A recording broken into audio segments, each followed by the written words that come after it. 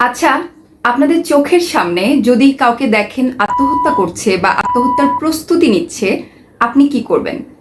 স্বভাবতই আপনি তাকে বাঁচানোর চেষ্টা করবেন, সেই জায়গাটা থেকে আপনি তাকে সরিয়ে আনার চেষ্টা করবেন, তাই না? কিন্তু মতি নন্দী একটি গল্প লিখেছিলেন, যার নাম হচ্ছে ঘর। এই গল্পটাতে এই ব্যাপারটা একটা ব্যতিক্রম ঘটেছে। এবং আপনি যখন এই গল্পটা পড়বেন আপনার মনে হবে যে, প্রথমত আপনার মনে হবে আসলে কি এমনটা ঘটা সম্ভব। কিন্তু পরবর্তীতে আপনি যখন আপনার চারপাশের বিষয়গুলো চিন্তা করবেন যে আসলে সমাজে এরকমটা ঘটছে, এর থেকেও বাজে ঘটনা ঘটছে, তখন আপনার এটা বিশ্বাস হবে। তাহলে চলেন আমরা গল্পটা শুনে আসি। এই গল্পের মূল নায়িকা হচ্ছে অমলা। এবং এই অমলার বহু আগে বিয়ে হয়েছিল এবং সেখান থেকে সে চলে এসেছে, স্বামীর সংসার করেনি। এবং এসে সে তার ভাই এবং মায়ের সাথে থাকেন। মানে তার 4 ভাই আছে, তার মধ্যে 3 ভাই বিয়ে করেছেন, যাদের সংসার কোনো রকমে চলে। এবং অমলা জানে যে তার এই 3 ভাই বা 4 ভাই কেউই তাকে যে দেখবে না তার মা মারা গেলে, এটা সে বুঝে গেছে।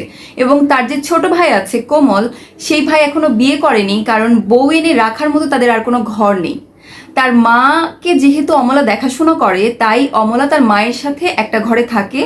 এবং তার ভাই কোমল সিঁড়ির উপরে থাকে। এবং তার মা মারা গেলে কোমল বিয়ে করে এনে তার মায়ের এই ঘরটাতে উঠবেন। এটা হচ্ছে প্ল্যান। তো অমলার তখন চিন্তা হয় যে তার মা মারা গেলে অমলার কি হবে। এবং অমলার মা যখন সিঁড়িতে পিছলে পড়ে গিয়ে পায়ে আঘাত পায় এবং যখন একেবারে অসুস্থ হয়ে যায়, তখন অমলার চিন্তা আরও বেড়ে যায় যে এখন যদি তার মা মারা যায় তাহলে অমলা থাকবে কোথায়, মাথা গোঁজার ঠাঁই তার আর নেই। এবার কি হয়, অমলা এক উকিলের কাছে যায়। এবং ওই উকিলের কাছে যাবার পরে তাদের কথোপকথনের মধ্যে দিয়ে আমরা জানতে পারি যে এই উকিলের কারণেই অমলা তার সংসার ছেড়ে চলে এসেছিল। মানে এই উকিলের সাথে অমলার একটা সম্পর্ক ছিল। এবং অমলার বিয়ের পরেও এই উকিল তাকে অনেক অনেক চিঠি পাঠাতো, এই চিঠিগুলো অমলার স্বামীর হাতে পড়ে যায়।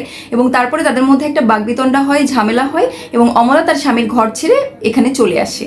কিন্তু এই উকিলের আগে থেকেই বউ আছে, সে বিয়ে করে সংসার পেতেছিল অমলার বিয়েরও আগে।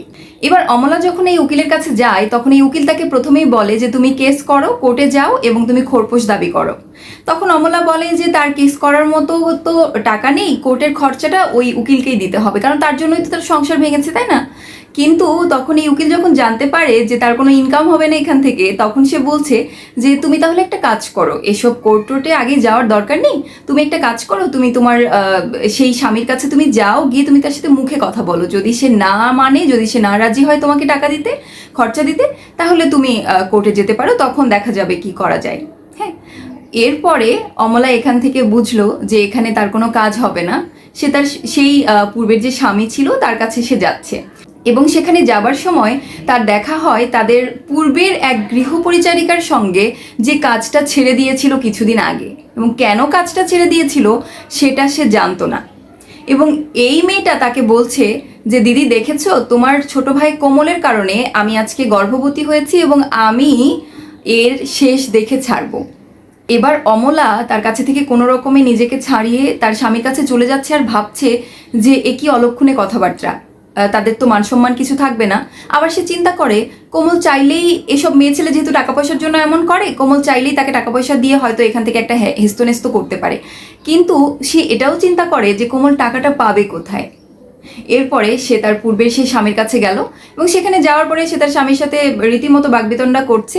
এবং তার স্বামী তার কাছে অনুরোধ করছে যে তুমি একটু বোঝার চেষ্টা করো, আমার একটা সংসার আছে। কিন্তু সে তার একই কথাবার্তা যে তুমি যদি আমাকে এখন খরচা না দাও তাহলে আমি কোর্টে যাব। তার স্বামী বলছে তুমি তো নিজে থেকে চলে গিয়েছো, আমি তো তোমাকে ছাড়তে চাইনি, বা আমি তোমার সাথে তো থাকতে চেয়েছিলাম। তখন সে বলছে যে আমি কোর্টে গিয়ে বলবো যে তুমি আরেকটা বিয়ে করার জন্য আমাকে জোর জবরদস্তি করেছো, আমাকে তুমি বাসা থেকে বের করে দিয়েছো। হ্যাঁ। তো এই ধরনের বিভিন্ন কথোপকথন হয় এবং সে হুমকি ধামকি দিয়ে বাড়ির দিকে যাচ্ছে।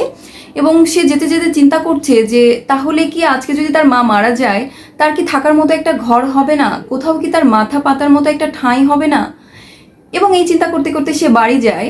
তারপরে রাত্রিবেলা সে একটা শব্দ শুনতে পায়। সে অন্ধকারের মধ্যে সিঁড়িতে গিয়ে দেখে যে সিঁড়ির উপরে তার ভাই উপরে কিছু একটার সাথে একটা রশি বাঁধার চেষ্টা করছে। সে বুঝতে পারে যে হয়তো ওই গৃহপরিচারিকার সাথে তার ভাইয়ের কথা হয়েছে এবং সে হয়তো তার ভাইকে হুমকি দিয়েছে যে যদি সে তাকে বিয়ে না করে বা যদি এটার একটা মিটমাট না হয়, তাহলে এই মেয়েটা হয়তো তার ভাইয়ের একসাথে একটা হেস্তনেস্ত করবে বা তার সম্মানহানি করবে বা এরকম কিছু একটা হয়েছে।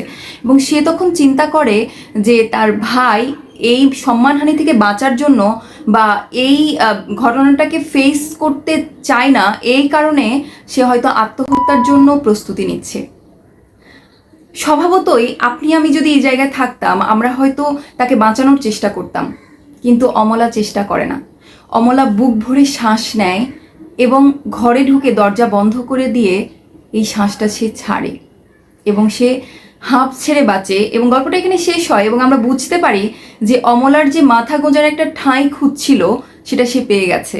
তার ভাই যদি আজকে মারা যায়, তার মা মরে গেলেও এই ঘরটা তাকে ছাড়তে হবে না, সে ঘরেই থেকে যেতে পারবে। তো এই যে গল্পটা, প্রথমত আমার কেমন যেন লাগে যে লেখক একটা অযৌক্তিক কথা লিখেছে না, নিজের বোন তার ভাই আত্মহত্যা করছে, সে বাঁচাবে না, এটা কি কখনো হয়? তারপরে আমার মনে পড়লো যে এই বাংলাদেশেই এমন অসংখ্য ঘটনা আছে যে একটু সামান্য একটু জমির জন্য ভাই ভাইয়ের মাথা ফাটিয়ে দিচ্ছে, ভাই ভাইকে মেরে ফেলছে, ভাই বোনকে মেরে ফেলছে, এ ওকে ঠকাচ্ছে, সে তাকে ঠকাচ্ছে।